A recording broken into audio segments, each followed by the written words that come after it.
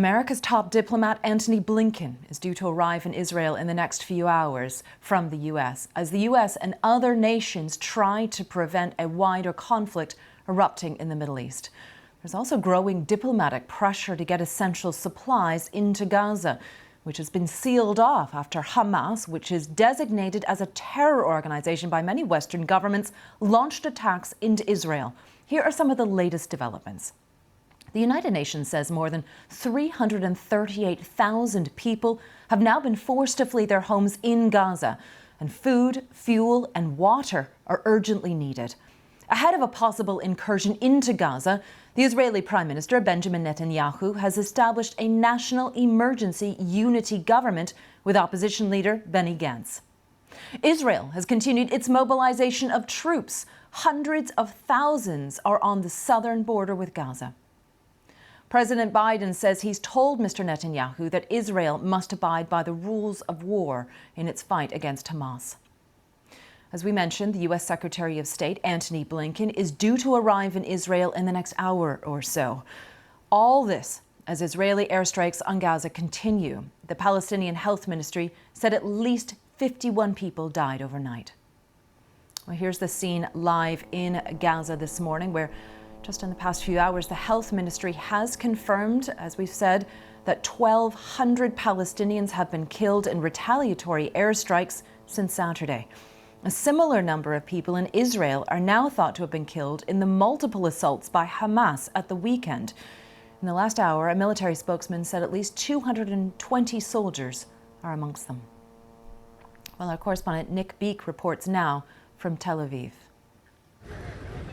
Israel says hundreds of thousands of its troops are gathering outside Gaza and warns they'll soon be moving into the Hamas-controlled territory as part of its response to the atrocities committed on Israeli soil. Alongside this show of military force, a war cabinet has been formed. Citizens of Israel, this evening we have established a national emergency government. The people of Israel are united, and today its government is united. We are fighting a cruel enemy, worse than ISIS. In Washington, President Biden pledged unwavering support for Israel. Americans are among the up to 150 hostages feared to have been taken into Gaza and among those killed in Hamas's assault. This attack was a campaign of pure cruelty, not just hate, but pure cruelty against the Jewish people. And I would argue it's the deadliest day for Jews since the Holocaust. The deadliest day since the Holocaust. This is what Gaza looked like in the early hours of this morning, plunged into darkness after its only power station shut down. Israel has cut off electricity supplies to these densely populated Palestinian communities. Many are now in ruins after being bombarded by Israeli airstrikes over the past 5 days. The UN says essential supplies of food, fuel and water must be allowed to reach civilians. We left our homes thinking that we would return in an hour. We left our belongings, money, food and everything we owned. Now there are 50 people in the house without food, drink, water or electricity. I do not know how we'll provide food for our children. I'm searching here under the rubble for the remains of lentils and rice, even a little for my children. Israel says Hamas's attacks justify this response, that this is an act of self-defense. But Israel is accused of breaking international law, killing hundreds of civilians in an act of revenge. This is the latest footage released by the Israeli military, showing their bombardment of Gaza. They say it will continue until Hamas is wiped off the face of the earth. As the calls become even more urgent for aid to be allowed in and for civilians to be given a way out. Nick Beek, BBC News, Tel Aviv. Well, we heard from the Israeli Prime Minister Benjamin Netanyahu in Nick's report. Joining his war cabinet is the main opposition leader and Mr. Netanyahu's longtime rival, Benny Gantz, after they agreed to form an emergency unity government to manage the war with Hamas. At a news conference, Mr. Gantz, who's a former army commander, said the move sent a strong message. Our standing here together, shoulder to shoulder, is a message to our enemies, and most importantly, a message to all citizens of Israel. We are all together, we are all soldiers. There is a time for war and a time for peace. Now is a time for war. Well, overnight, Israel's exchange of rocket fire with Hamas continued. These pictures show rockets being fired into Israel from Gaza. And this footage shows Israel's Iron Dome missile defense system intercepting those rockets with explosions in the sky. Well, BBC Verify is continuing to monitor the impact of Israeli airstrikes in Gaza. Several videos released by the Israeli Defense Force have shown their attacks. One was on the Islamic University of Gaza, targeted between the 10th and 11th of October. This is a satellite image of what the university looked like before the strike. BBC Verify matched the building's distinctive shapes to know that this image was taken after the strike. Israel says Hamas was using the university as a training camp for weapons development and military intelligence. Well, that's a claim we haven't been able to independently confirm. But these images show the Al Rimal area before the strikes, and this is a satellite image of the same neighborhood in Gaza, which came through yesterday and has been located by our colleagues at BBC Verify. Well, with me now is Saeed Shatta from BBC Arabic.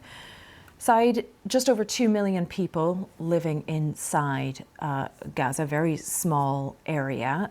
What's the latest that we've been hearing overnight? The latest is more bombardment from Israel airstrikes and demolished building, destruction, people killed. I look at several videos. It's horrific videos of children dying. The ambulances carrying some of them under the restriction because the sealing off, like not allowing food or electricity. So there's a problem in fuel to make this hospital working at full capacity. So they use only the hospital for helping people, saving life only, not like death, like threat, but like nothing more than that. And this like put pressure. There is more than 1,200 people died according to the Ministry of Health in Gaza. And there is about 5,000 injured so far. There is more than 300,000, according to the UN, displaced or forced to leave their houses. But the problem, where do you go? Even Israel warned them, leave your houses because we are hitting it under the claim they are used by Hamas fighters. But where do you go, these people? Well, where do you go? That's the question, isn't it? I mean, I know there are some negotiations ongoing. There is pressure mounting on Israel to allow some civilians to leave Gaza. What are some of the challenges with that idea? The problem is there was an old idea that to put the people of Gaza in Sinai, and it was like a proposal but was refused by Egypt, and the president of Egypt refused that. But allowing humanitarian for humanitarian reason to come, that's no problem. And Egypt sent a convoy, big convoy, but Israel refusing to allow it in, so Egypt cannot do that through Rafah crossing.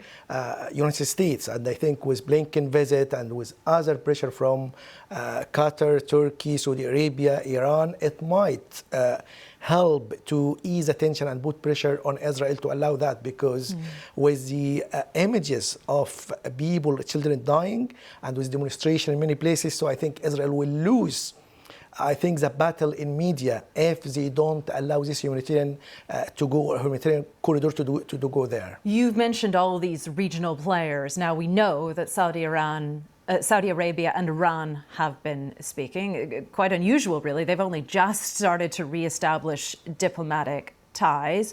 Can you tell us what they've been talking about, and in particular, where Saudi Arabia is standing in all of this? It was the first time a contact between the Iranian President Ibrahim Raisi and the Crown Prince of Saudi Arabia, Mohammed bin Salman, since the agreement of resuming the relationship in March through mediation by China. And according to the Iranian state media, they're saying that the Ibrahim Raisi talk with Mohammed bin Salman the need to stop what he described war crimes against Palestine. But on the other hand, the Saudi media agency, like the state media, saying bin Salman didn't mention about war crimes, but what he said is there is need to allow humanitarian aid, there is need to stop the atrocities happening there, and there is no, and even he was rejecting killing civilians, and implicitly it means civilian from both sides. So he doesn't take one side, because killing civilians is not allowed. At the same time, like Iran is known to support Hamas and Hezbollah. So I think the role of Saudi Arabia to convince Iran not to do that, so it will contain the conflict, not to be outside this thing and to escalate it. Saeed, thank you very much for taking us through that. Saeed Shahata from BBC Arabic, thank you.